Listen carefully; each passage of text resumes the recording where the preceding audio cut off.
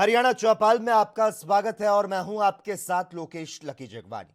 खबरों की शुरुआत विस्तार के साथ। हरियाणा के मुख्यमंत्री मनोहर लाल ने शुक्रवार को ज्योति अरोड़ा और पंकज मेहता को राज्य सूचना आयुक्त के रूप में पद और निष्ठा की शपथ दिलाई।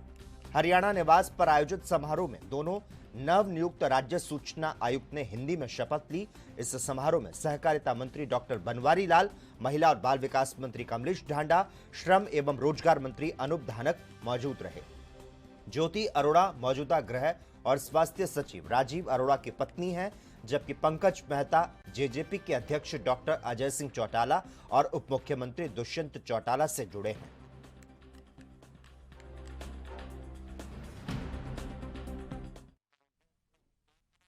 हरियाणा के मुख्यमंत्री मनोहर लाल ने गुरुवार को सीएम घोषणाओं के क्रियान्वयन की समीक्षा के लिए प्रशासनिक सचिवों के साथ बैठक की। बैठक की अध्यक्षता करते हुए सीएम ने संबंधित अधिकारियों को प्रत्येक परियोजना के क्रियान्वयन में तेजी लाने के निर्देश दिए। बैठक में मुख्यमंत्री ने सीएम घोषणाओं के तहत 5 विभागों की अलग अलग परियोजनाओं की समीक्षा की। इनमें लोक निर्माण, विकास और पंचायत, कृषि और किसान कल्याण, सिंचाई और खेल विभाग शामिल हैं। मुख्यमंत्री ने निर्देश दिए कि परियोजनाओं का आवश्यक अध्ययन करने के बाद ऐसी परियोजनाओं की एक अलग से सूची तैयार की जानी चाहिए, जो अभी संभव नहीं है, ताकि लंबित घोषणाओं की वास्तविक संख्या का पता लग सके।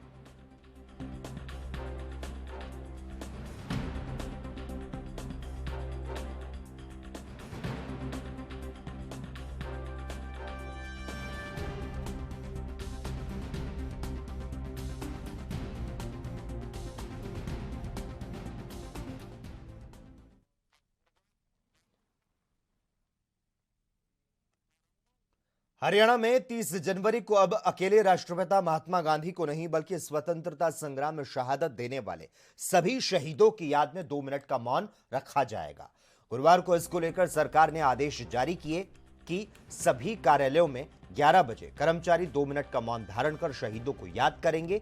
इसको लेकर आदेश केंद्र सरकार के हैं, जिसको हरियाणा में लागू करने की हिदायत मुख्य सचिव ने जारी की। उन्होंने बताया कि राज्य के सभी शैक्षणिक संस्थानों में शहीदी दिवस मनाया जाएगा और इस अवसर पर वर्चुअल मोड में स्वतंत्रता संग्राम और राष्ट्रीय एकता, अखंडता पर भाषण और अन्य कार्यक्रम आयोजित किए जाएंगे।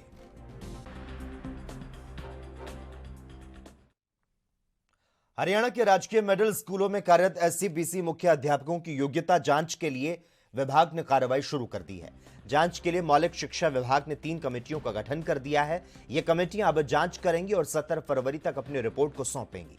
इस संबंध में विभाग के निदेशक ने 7 फरवरी से जांच करने का शेड्यूल जारी कर दिया है।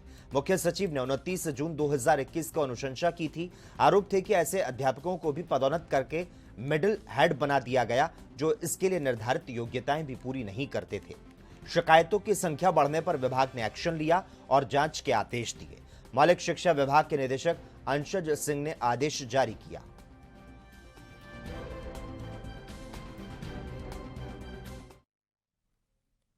उधर यमुनानगर के विधायक घनश्याम दास अरोड़ा ने आज यमुनानगर सिविल अस्पताल में महर्षि सुश्रुत की प्रतिमा का अनावरण किया। वहीं उन्होंने अस्पताल की पार्किंग का भी उद्घाटन किया। इस अवसर पर civil surgeon doctor Vijay Dahiya ने कार्यक्रम की अध्यक्षता की। विधायक घनश्याम दास अरोड़ा और civil surgeon doctor Vijay Dahiya ने कहा कि महर्षि सुश्रुत ने पूरे विश्व को सर्जिकल की नई टेक्निक दिखाई। उनकी एक प्रतिमा मेलबर्न के रॉयल कॉलेज में स्थापित की गई। उन्होंने कहा कि चाहे बर्न केस हो, चाहे किसी भी तरह की सर्जरी हो, उसके लिए महर्षि सुश्रुत ने सर्जिकल की दिशा में तकनीक विकसित की। उन्होंने बताया कि हमारी प्राचीन धरोहर और सभ्यता आने वाली पीढ़ी को पता चलती रहे, इसी उद्देश्य से यहां महर्षि सुश्रुत की प्रतिमा स्थापित की गई है। आज महर्षि सुश्रुत जी महाराज जो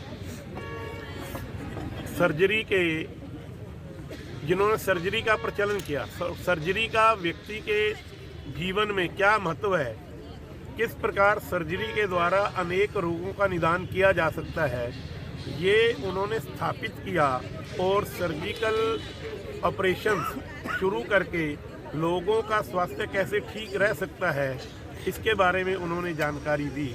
आज उनकी प्रतिमा का अनावरण करके महेंद्र कुमार जी अग्रवाल के द्वारा ये सारा कुछ उपलब्ध करवाया गया है, हम उनको स्मरण भी कर रहे हैं। और उन्होंने जीवन में जो मूल्य स्थापित किए, उन मूल्यों पर आज का मेडिकल स्टाफ चलते हुए, उन नैतिक मूल्यों का पालन करते हुए लोगों की सेवा करे। ये प्रतिमा हमेशा मेडिकल स्टाफ को ये बर्न के केसेस हैं उसकी डिवीज़न उपचार कैसे होती है, ये महर्षि सुश्रुत जी ने पूरे विश्व को ये ज्ञान दिया। उनको 4 तरीके के बर्न्स में कैसे बांटा जाए, किस तरीके के कई तरीके के जो सर्जिकल प्रोसीजर्स हैं, चाहे वो ड्रेन फर्स्ट ड्रेन का कार्य था, चाहे दूसरे कार्य थे, जो आज की डेट में भी लोग जो हैं चाहे किसी भी इंस्टीट्यूट में सर्जिकल स्टडीज़ कर रहे हैं, वो उन चीज़ों को फॉलो करते हैं। यहाँ तक कि जो इतिहास में, जो मॉडर्न इतिहास में भी लिखा है कि लगभग 1800-1700 कुछ 96 का एक लिटरेचर है, नेचर मैगजीन जो है, उसमें जो फ्लैप राइनोप्लास्टी में जो फ्लैप लगाया जाता है, जहाँ से हम 4 हेड से फ्लैप निकालते हैं, वो भी इंडियन फ्लैप के नाम से जाना जाता है। और उसकी शुरुआत भी महर्षि सुश्रुत जी ने की थी। तो हमारी आने वाली जनरेशन, जो यंग जनरेशन है, उनको उन महान कार्य का पता लगे और उनके लिए वो प्रेरणा स्रोत बने और हम अपनी पुरानी धरोहर को संजोएं। कुरुक्षेत्र में नेताजी की जयंती के बाद अब लाला लाजपत राय की जयंती प्रदेश भर में भारतीय जनता पार्टी मना रही है। हरियाणा प्रदेश से भाजपा के कार्यकर्ताओं का दल पंजाब में जलियांवाला बाग शहीदों की स्थली पर जाकर शहीदों को नमन करेगा। पंचकुला के मेयर कुलभूषण गोयल और स्थानीय विधायक सुभाष सुधा सहित भाजपा के कार्यकर्ताओं ने लाला लाजपत राय की जयंती मनाई। हमारी पार्टी की सदा से नीति रही है कि जो हमारे सारे स्वतंत्रता सेनानी हुए उनको समय समय पर याद किया जाए। 23 तारीख को आदरणीय सुभाष चंद्र बोस जी की 125वीं जयंती थी। आज लाला लाजपत राय जी, जिनका जन्म मोगा में 1865 में हुआ था, आज उनकी जन्म दिवस है। लाला लाजपत राय जी का स्वतंत्रता सेनानी इतनी ज़बरदस्त कंट्रीब्यूशन है।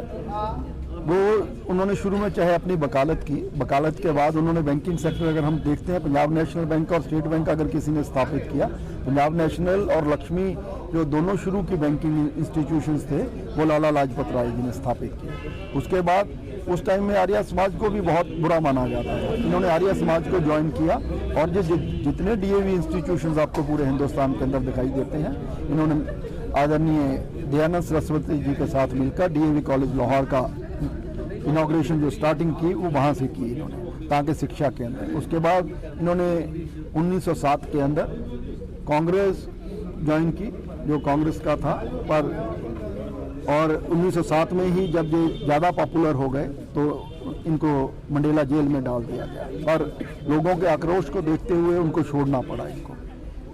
उसके बाद इन्होंने अपनी स्वतंत्रता सेनानियों की लड़ाई जारी रखी। कांग्रेस से मोह भंग हुआ तो स्वराज पार्टी में चले गए। स्वराज पार्टी के बाद इन्होंने अपनी फिर भी नेशनल असेंबली में आए तो देश की सेवा करने लगे। तो आज हम उन स्वतंत्रता सैनिकों को याद करते हैं। भारतीय जनता पार्टी ने अभी 23 जनवरी को बहुत बड़ा निर्णय लिया था नेताजी सुभाष चंद्र बोस की जयंती मनाने को। आज फिर आदरणीय ओम प्रकाश धनखड़ जो हमारे प्रदेश अध्यक्ष है, उनके मार्गदर्शन के अंदर आज फिर लाला लाजपत राय की जयंती मनाने का हमें अवसर प्रदान किया। पंजाब में भी जाने का ऐलान किया है, आप लोग शहीदों की स्थली पर जाएंगे, जलियांवाला बाग भी जाएंगे। देखिए किस प्रकार से अभी मैं कहूँगा पूरे देश के अंदर जहाँ जहाँ पे हमारे स्वतंत्रता सेनानी रहे हैं, तो वहाँ पर भारतीय जनता पार्टी के निदेशक साध धनखड़ जी अभी लेके गए आपके सामने। अभी फिर हम पंजाब में भी जाएंगे, जलियांवाला बाग भी जाएंगे, और भी जहाँ भी स्थल है वहाँ पे जाएंगे और शहीदों को याद करना चाहिए। अभी आपके सामने जो अभी बुक्स आने वाली है, उसके अंदर सभी शहीदों के समान की बुक्स आने वाली जो बच्चों को पढ़ाई जाएगी।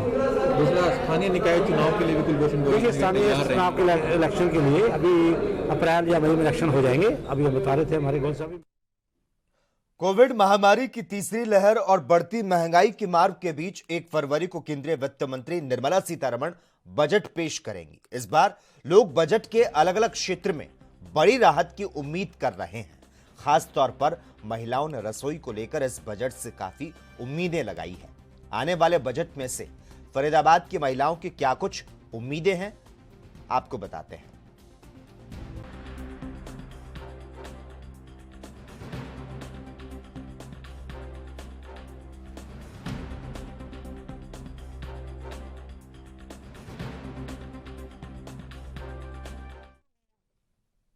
हरियाणा के यमुनानगर में 18 वर्ष से ऊपर के सभी लोगों को वैक्सीन की पहली डोज लग रही है। आपको बता दें, जबकि 77% लोगों को दूसरी डोज जो है वो लग चुकी है।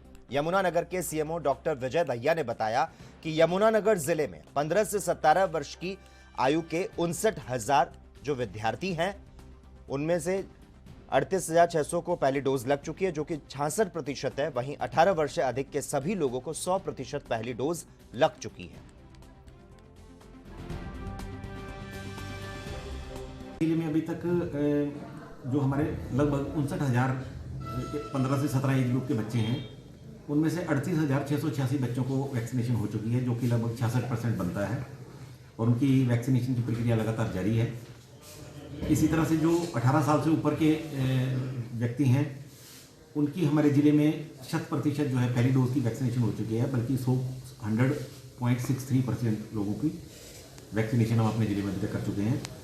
सेकेंड डोज जो है इस एज ग्रुप में 77% लोगों को हो चुकी है। तो बच्चों की जो वैक्सीनेशन की प्रक्रिया है वो इसी मंथ आरंभ हुई थी और काफ़ी तेजी गति से चल रही है, और 66% बच्चों को वैक्सीनेट किया जा चुका है। अगर यमुनानगर के अलावा 14 जिले और हैं जहाँ पे भी 100% वैक्सीनेशन पहली डोज की हो चुकी है। सर, प्रक्रिया जारी है और स्कूल की एंट्री भी उन्हीं बच्चों को दी जा रही है, जैसा कि जानकारी मिली है, जिनको की पहली डोज लग चुकी होगी। तो मुझे लगता है कि स्कूल शुरू होने के समय पे सभी बच्चों को, जो पात्र व्यक्ति हैं, बच्चे हैं, जिस एज ग्रुप के बच्चों को स्कूल में भी अलाउ किया जा रहा है, वो सभी के सभी बच्चों की वैक्सीनेशन हो जाएगी। हम बात करें तो हमारे ज़िले में जो कल हैं वो 241 जो हैं 226 केसेस जो नए आए हैं, और 241 केसेस हमारे रिकवर हुए हैं। टोटल एक्टिव केसेस यमुनानगर के 900। राष्ट्रीय सफाई कर्मचारी आयोग की सदस्य अंजना पवार ने आपको बता दें कि यहां पर कहा कि स्वच्छ भारत की जो बात है उसको लेकर उन्होंने कहा कि स्वच्छ भारत मिशन सफाई कर्मचारियों के बिना अधूरा है। प्रधानमंत्री नरेंद्र मोदी का सपना है कि स्वच्छता के क्षेत्र में विश्व पटल पर भारत की अलग पहचान हो। अंजना पवार लघु सचिवालय पलवल के कांग्रेस, आपको बता दें कि यहां पर सफाई कर्मचारियों की समीक्षा बैठक की अध्यक्षता कर रही थी। उन्होंने सफाई कर्मचारियों की समस्याओं को सुना और समस्याओं को हल करने के लिए संबंधित जो अधिकारी हैं उन्हें जरूरी दिशा निर्देश दिए। हमारे देश के प्रधानमंत्री जी ने इन कर्मचारियों का जो अच्छा उनको सोचा है, इनके प्रति जो संवेदना रखते हैं, अगर अधिकारी और सब लोग उसको भी फॉलो करें तो मुझे नहीं लगता है कि इन कर्मचारियों की ज़्यादा कोई बड़ी समस्याएं पेंडिंग रहेगी। और इन मुद्दों पर जो यहाँ का प्रशासन है उसने बहुत गंभीरता से विचार किया है, और मेरा ऐसा मानना है कि ये लोग बहुत जल्दी उस समस्या से इन कर्मचारियों को छुटकारा दिला देंगे। कॉन्ट्रैक्टर को बुला के उसकी लंबे समय से चली आ रही अपनी लंबित मांगों को लेकर एक बार फिर से Haryana state electricity board workers union ने सभी मुख्यालय पर प्रदर्शन किया और सरकार विरोधी नारे लगाए। अंबाला कैंट के सब डिवीजन नंबर 1 में प्रदर्शन के बाद मीडिया से बातचीत करते हुए यूनियन के प्रदेश प्रवक्ता देवी प्रसाद भट्ट ने कहा कि यूनियन सदस्यों की बिजली मंत्री से लेकर मुख्यमंत्री तक कई बार वार्ता बैठक हो चुकी है, जिसमें इन लोगों ने उनकी लंबित मांगों को शीघ्र लागू करने का आश्वासन दिया था, लेकिन उनकी न्यायोचित मांगों को पूरा करने के बजाय प्रदेश में कर्मचारी विरोधी नीतियों को लागू करना तेज कर दिया, जिसकी वजह से बिजली कर्मियों में भारी रोष पनप रहा है। और इसी को लेकर आज सभी जिला मुख्यालय पर प्रदर्शन किया गया। अब 30 जनवरी 2022 को यूनियन ने गोहाना में एक प्रदेश स्तरीय सभा बुलाई है, जिसमें आर पार की लड़ाई और आंदोलन की घोषणा की जाएगी। महासंघ संबंधित एचएससीबी वर्कर यूनियन संबंधित हरियाणा कर्मचारी महासंघ के प्रदेश प्रवक्ता, मुख्य प्रदेश प्रवक्ता होने के नाते आज पूरे हरियाणा में गोहाना में जो हमारी कार्यकारिणी की प्रदेश व्यापी मीटिंग हुई थी, उसके आदेशानुसार आज 28 जनवरी को पूरे प्रदेश में सब डिवीजन लेवल पे प्रदर्शन किया गया, जिसमें कि हरियाणा सरकार को चिताने के लिए ये आह्वान किया गया, क्योंकि हम गोहाना में एक फैसला लिया गया प्रदेश कार्यकारिणी में कि 22, 23 और 24 फरवरी को 3 दिवसीय हम हड़ताल करेंगे। 22 तारीख को HSCV वर्कर यूनियन पूरे प्रदेश में हड़ताल करेगा और 24-25 को हरियाणा कर्मचारी महासंघ के बैनर तले राष्ट्रव्यापी हड़ताल में भाग लेगा। इसके लिए सरकार को जगाने का काम हम पहला करते हैं कि सरकार हमारी 3 दिन की जो है हड़ताल है उसमें जो है आप सचेत रह करके हमारी वार्ता समिति को जल्दी से जल्दी बुलाएं। इस करके हम समय समय पर प्रदर्शन करते रहते हैं। उसी एजेंडे के तहत आज पूरे प्रदेश में सब यूनिट लेवल पे SDO कार्यालय पे हमने प्रदर्शन किया और 31 जनवरी को कार्यकारी अभियंता पे। हरियाणा चौपाल में खबरों का सिलसिला लगातार जारी रहेगा। हम रुकते हैं एक छोटे से ब्रेक के लिए।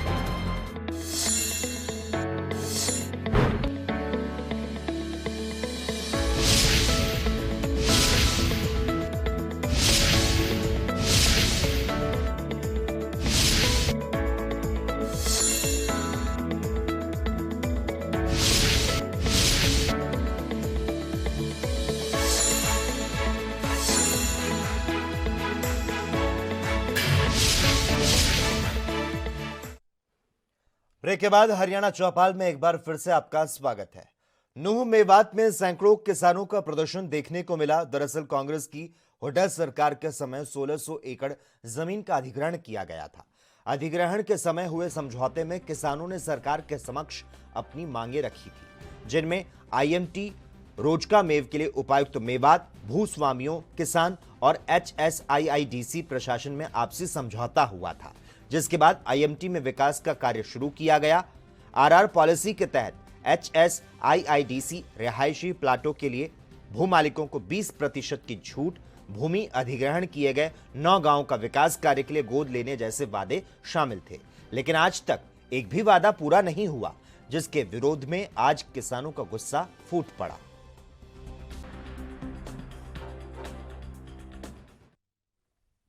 संयुक्त किसान मोर्चा के आह्वान पर रोहतक के जाट भवन में संयुक्त किसान मोर्चा हरियाणा के 40 किसान संगठनों की संयुक्त बैठक हुई, जिसकी अध्यक्षता संयुक्त किसान मोर्चा अध्यक्ष जसवीर सिंह भाटी ने की। भाटी ने बताया कि 31 जनवरी को पूरे देश के साथ साथ हरियाणा प्रदेश में केंद्र सरकार द्वारा किसानों की मांगों की अनदेखी के खिलाफ विश्वासघात दिवस मनाया जाएगा, जिसमें हरियाणा प्रदेश के सभी जिला मुख्यालयों पर विरोध प्रदर्शन करते हुए प्रधानमंत्री नरेंद्र मोदी और CM मनोहर लाल का पुतला फूंका जाएगा। आज का जो हमारा मेन मुद्दा था वो 5 मुद्दे थे। हमारे मेन मुख्य मुद्दे जो थे, इस एजेंडे में हमने एक मीटिंग रखी थी। सरकार ने जो वादा खिलाफी की थी, पहला सबसे सरकार ने जो SKM से समझौता किया, 15 जनवरी को SKM की मीटिंग हुई और उस मीटिंग में ये फैसला किया गया कि 31 जनवरी को हर डिस्ट्रिक्ट लेवल पे, ब्लॉक लेवल पे रोज प्रदर्शन किए जाएंगे, सरकार के पुतले जलाए जाएंगे। कारण क्यों कि सरकार ने हमारे साथ वादा किया था सभी जो केस बने हैं हरियाणा में वापस लेंगे। साथ में वादा किया था भाई फसल खरीद गारंटी कानून बनाएंगे, उसकी कमेटी बनेगी, वो कमेटी में 5 किसान होंगे और दूसरे सरकार के आदमी होंगे। अभी तक वो कमेटी नहीं बनाई गई।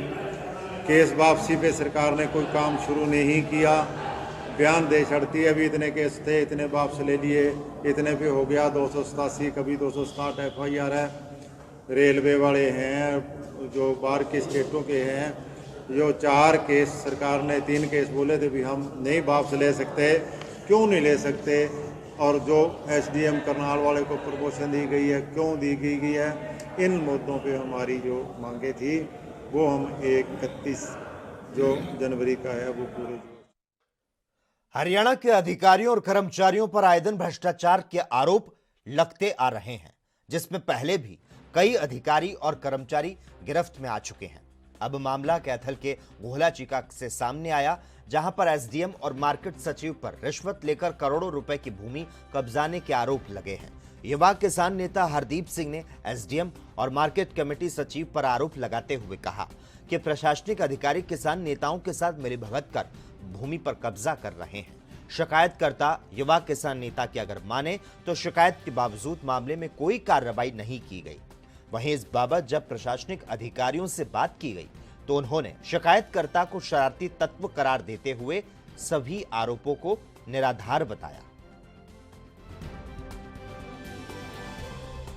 जो कैथल पटियाला स्टेट हाईवे है उस पर महावीर दल और चीका थाना के बीच में करोड़ों रुपए की मार्केटिंग बोर्ड की जमीन पड़ी हुई है, जिसको चीका नगरपालिका चीका मार्केटिंग बोर्ड के सेक्रेटरी और एसडीएम गुला ने सिर्फ 5 लाख रुपए में कुछ किसान नेताओं को दे दिया है, जिस पर लगातार कब्जा किया जा रहा है। यहाँ कब्जा करने से पहले मैंने एसडीएम गुला, डीसी कैथल और जो इसका मार्केटिंग बोर्ड के चीफ हैं विनय यादव जी, उनको मेल करके और लिखित में शिकायत भी दी है, और इसके बाद भी लगातार कब्जा किया जा रहा है, परंतु प्रशासन कुछ भी करने को तैयार नहीं है। आरोप लगाने वाला हमारा ये किसान साथी है जो लगातार 1 साल से हमारे साथ कंधे से कंधा मिलाकर चला, लेकिन पता नहीं क्यों कि उसके दिमाग में ये बात आई कि उसके हम सभी साथी यहाँ पर कब्जा करने वाले हैं। कब्जा करने की कोई मंशा नहीं थी। आंदोलन जीतने के बाद किसानों ने खुशी में कुछ पाठ कबूल रखे थे और उनको यहाँ पर लड़ीवार चलाया जा रहा था। आज भी हमारा एक पाठ गुरु घर में जो चीका गांव में है वहाँ चला हुआ है। 1 तारीख को उसका संपूर्ण भोग है। कब्जा करने की मंशा कोई नहीं थी। यहाँ बारिश हो गई, बारिश होने के कारण यहाँ शेड बना लिया गया था, और शेड जैसा कि प्रशासन का आदेश है हम आज शेड उतार देंगे। और रही बात आरोपों की, आरोप तो बेबुनियाद हैं। कब्जा करने की कार्रवाई हमारी तरफ से जब ये मामला संज्ञान में आया तो उनको नोटिस दिए गए थे किसानों को कि बिना किसी की परमिशन के वो उस जगह पे कैसे बैठे।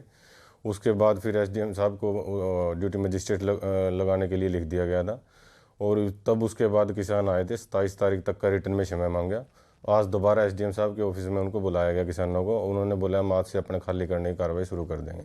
अगर मेरे को कोई साबित करे, 5 क्या 50 बोल दे, कोई साबित तो करे आगे। ये तो कुछ शरारती तत्वों द्वारा जानबूझकर ये। हरियाणा के अंबाला में लुटेरों के हौसले लगातार बुलंद होते जा रहे हैं। एक पेट्रोल पंप पर बंदूक के बल पर 2 लोग करीब 1.25 लाख रुपए लेकर फरार हो गए।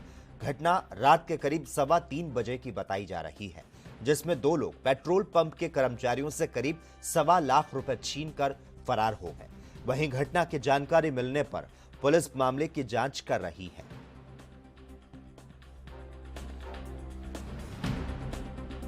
सर, एक यहाँ पे पेट्रोल पंप पे लूट हुई है कंबोज फिलिंग स्टेशन पर, तो क्या मैटर है सारा? हाँ, रात 3 बजे के करीब 2 लड़के आए, उन्होंने तेल डलवाया, और तेल डलवाने के बाद उन्होंने जो वहाँ सेल्समैन है उससे पैसे छीने हैं। एक के हाथ में बेसबॉल थी और एक के हाथ में रिवाल्वर बता रहे हैं वो।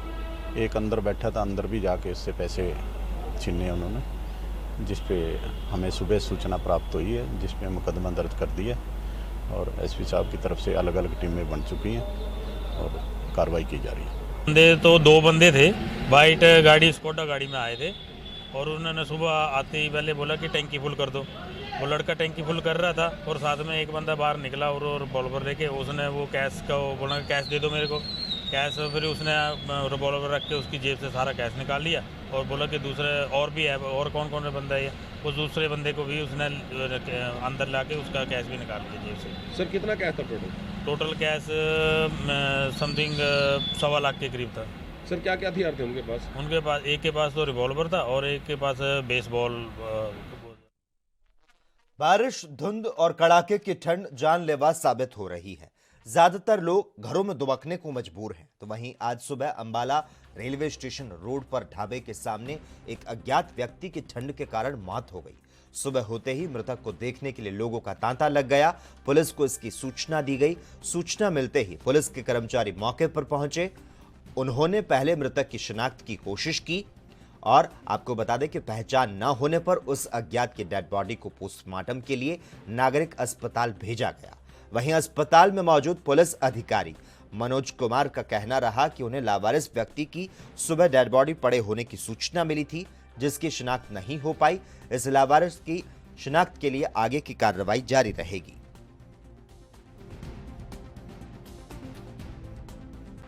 लावारिस हालत में एक बॉडी मिली है, जो रात को करीबन आस-पास के जो पूछने वालों ने बताया है कि करीब 2-3 बजे के बाद की ये बॉडी पड़ी है।